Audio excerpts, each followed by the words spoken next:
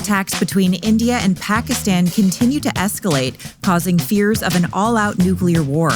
There can be no winners in a nuclear conflict. And President Trump prepares for a major overseas foreign policy trip. I'm Georgia Howe with Daily Wire Executive Editor John Bickley. It's Thursday, May 8th, and this is Morning Wire.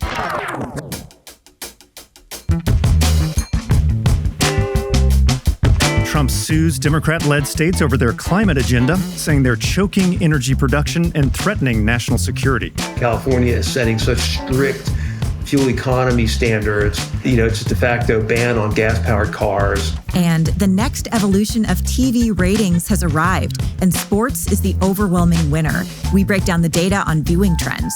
Streaming now is almost 40% based on the latest report, with broadcast and cable adding up to close to 50%. Thanks for waking up with Morning Wire. Stay tuned. We have the news you need to know.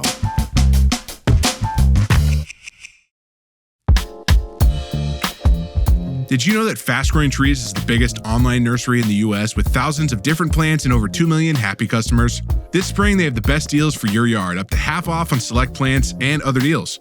And listeners to our show get 15% off their first purchase when using code WIRE at checkout. That's an additional 15% off at fastgrowingtrees.com using code WIRE at checkout. That's fastgrowingtrees.com, code WIRE. Now's the perfect time to plant. Use code WIRE to save today. Offer is valid for a limited time. Terms and conditions may apply. President Trump is preparing for a highly anticipated visit to the Middle East as tensions rise across the region. Here to break down the president's diplomatic efforts and the brewing conflicts is Daily Wire's senior editor, Cabot Phillips. Hey, Cabot. So let's start with what's happening with India and Pakistan. Very concerning there. Get us up to speed here. So the two countries, each with large nuclear arsenals, have long been bitter rivals, feuding over everything from disputed border lines to religion.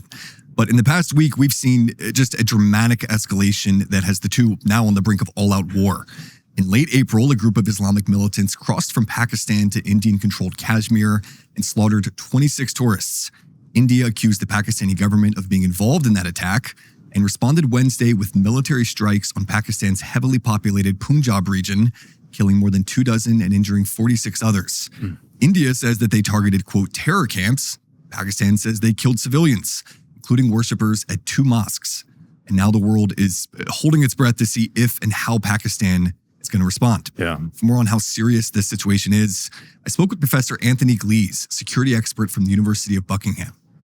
Pakistan's authorities are also saying that in the Punjab, a mosque was attacked. And that is like a red rag to a raging bull when bearing in mind what Islamists, so extreme Muslims, might make of the situation. Both populations, the Indian population, demand retribution, and the Pakistani population are now demanding retribution. For their part, the Trump administration has largely avoided taking a side. Keep in mind, both of these countries are considered U.S. allies. The White House simply said that they will engage the two to find a, quote, peaceful solution. Here's Glees on what a peace could look like. The best thing that would happen would be that India would say, our honor is satisfied.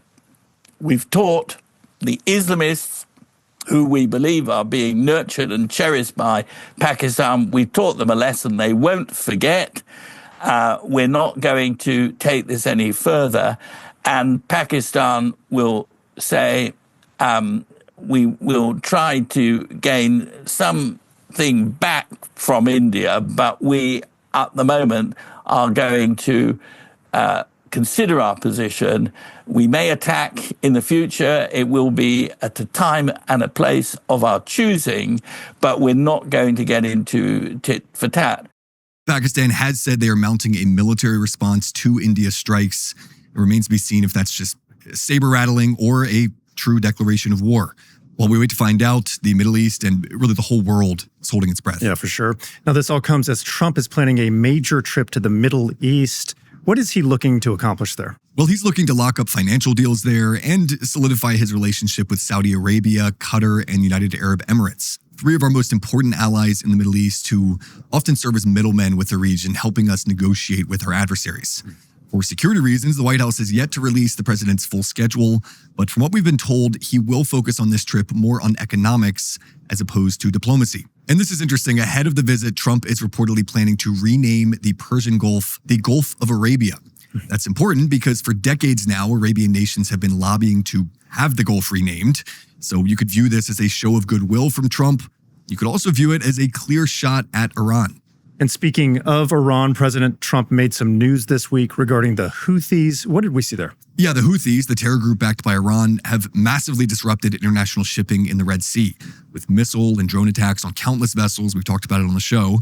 Some of those ships have been American. In response, the Trump administration has launched a series of airstrikes targeting Houthis in Yemen. But this week, the president announced that the Houthis, quote, don't want to fight anymore. He says they've agreed to end hostilities. We will stop the bombings, and they have capitulated. But more importantly, we will take their word. They say they will not be blowing up ships anymore. Now, look, the timing here is crucial. Trump's special envoy to the Middle East, Steve Witkoff, has been holding negotiations with Iran on a potential broader nuclear deal. This ceasefire with the Houthis could be a part of that larger process, certainly a step in the right direction. Yeah, major negotiations. We're keeping a close eye on those. Cabot, thanks so much for reporting. Absolutely. If your razor company can't say what a man is, why let them near your face? Jeremy's gives you a close, clean shave with no confusion. With Jeremy's, you get 5 stainless steel blades that destroy stubble and corporate pandering, a precision trimmer for clean lines, and a lubrication strip with argan oil and aloe. Plus, they offer a 30-day money-back guarantee. You try it, you don't like it, just send it back for a full refund. Head to jeremy'srazors.com/morningwire or use code morningwire at checkout for 20% off your first order. That's jeremy'srazors.com/morningwire and code morningwire for 20% off. President Trump and Republicans in Congress are making moves against state climate rules that they say infringe on federal authority. The fight has sparked both political and legal battles between Republicans in Washington and Democrat-led states. Here to talk about the fight over environmental policy is Daily Wire reporter Tim Pierce. So, Tim, let's first talk about the legal fights. What's going on there? Yeah, the Department of Justice last week filed lawsuits against 4 states. 2 of the complaints against Hawaii and Michigan aim to block lawsuits that those states filed against oil and gas companies. And then on Thursday, the federal government filed 2 more lawsuits against Vermont and New York over changes to state climate superfund laws. Morning Wire spoke to H. Sterling Burnett, the director of the Arthur B. Robinson Center on Climate and Environmental Policy at the Heartland Institute. Here's what he said about the DOJ's actions. What they're trying to accomplish is rein in states trying to dictate interstate commerce. We have a constitution. In the Constitution, it specifically and solely delegates the power to regulate interstate commerce to the Congress of the United States of America.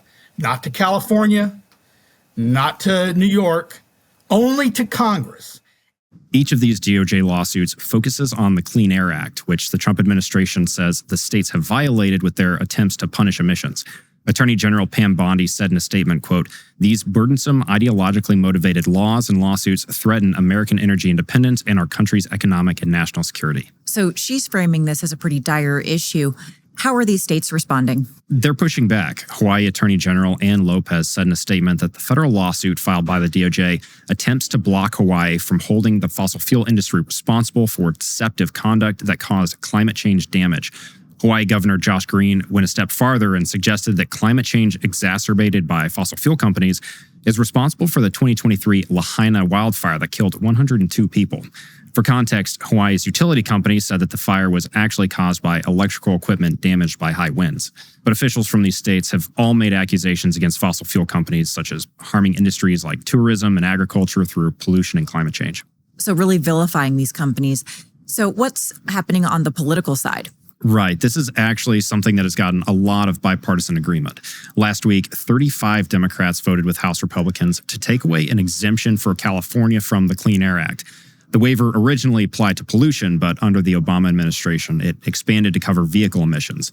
Morning Wire spoke to Steve Malloy. He's the founder of JunkScience.com and served on the Trump EPA transition team. Here's what he said about the California waiver. Because California is such a large car market, car makers don't make California cars and cars for the other 49 states. They just make one type of car. So California, wants to be able to drive gas-powered cars out of existence in favor of EVs. That waiver now may be on life support since it appears to be so unpopular in Congress. Well, and unpopular with voters, too. Tim, thanks for reporting. Thanks for having me on. Nielsen ratings have long been a guide to help gauge TV viewership, but new technology is delivering more accurate information. What it shows is that live sports programming absolutely dominates the market. Crane & Company co-host David Cohn joins us now to break down the numbers. Hey, David. So Nielsen finally using this new way of analyzing the metrics and drawing in more data. It's really having some amazing results. What are we seeing? Yeah, this is certainly a game changer for the TV ratings industry. And the context here is that it has become increasingly more difficult to track how people are engaging with their content with cell phones and tablets and computers and smart TVs and such. But there is new technology and it's far more accurate. And the big switch to this new technology happened in January when Nielsen received accreditation for it. And they're calling this measurement technology big data plus panel. So what this does, it takes viewership data from cable and satellite set-top boxes and combines that with smart TVs, and that is called automatic content recognition. But it combines all of that with traditional panel-based tabulation. So that's a panel of households and individuals who provide detailed viewership information, sort of how we think of as typical Nielsen TV ratings. Nielsen's CEO, Karthik Rao, announced that big data plus panel tech will be used for all of its clients starting this year, and he called it a massive change in measurement at scale. It sounds like an apt description in this case. So with this shift, we're seeing some pretty eye-popping numbers. What sectors are poised for the biggest boosts in viewership? All of the data is going to allow Nielsen to be more accurate, but sports is going to be a big boon in this. Sports 100%. And naturally, sports programming already dominates much of America's media landscape. For instance, the NFL delivered 70 of the top 100 broadcasts in 2024. Wow. That's 70%. But the new analyzation tool here is already signaling even higher audience totals going forward for the NFL and really other sports. This, of course, is very good news when you think about how much money the NFL is spending in some of these for some of these primetime games, and they're poised to benefit, and they're calling the big data plus panel technology a move to modernize measurements. Even Amazon has been among the early adopters of this new technology and said its 2024 audience for Thursday night football alone has reached an average viewership of 14.2 million. So that's 8% higher than the traditional panel-based audience of 13.2 million. And this tool was also the basis for Super Bowl 59, reaching an audience of 182.8 million. Absolutely jaw-dropping numbers for sure. They really are. Total domination of sports is changing how many of these platforms think about this programming. I'll give you two more companies here, Amazon Prime and Netflix, spending huge amounts of money on live sports shows, and that shows just how crucial they think this is.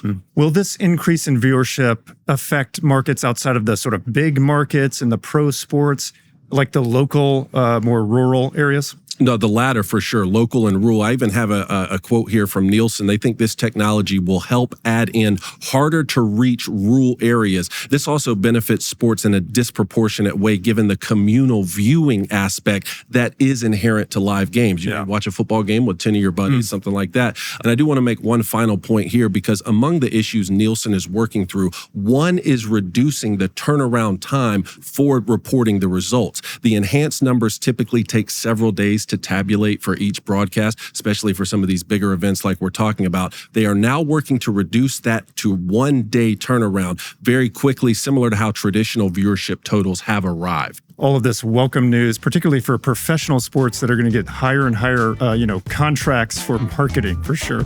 Dave, thanks so much for joining us. Thank you for having me. Another story we're tracking this week. Black smoke billowed from the Sistine Chapel Wednesday evening, indicating that a new pope was not chosen on the first vote. 133 cardinals entered the chapel after vowing to protect the church's freedom and the secrecy of the conclave. The selection of a new pope requires a 2/3 majority. Previous conclaves last an average of 3 days. Thanks for waking up with us. We'll be back tomorrow with more news you need to know.